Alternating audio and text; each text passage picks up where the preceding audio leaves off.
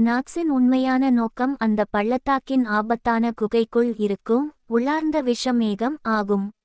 அதை உட்கொள்பவர்களுக்கு உள்ளார்ந்த விஷ அரசன் புனித உடல் அனேட் பாய்சன் கிங் ஹோலி பாடி கிடைக்கும்.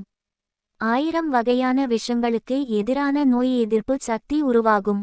உலகின் தலைசிறந்த விஷ வல்லுநராக மாற முடியும்.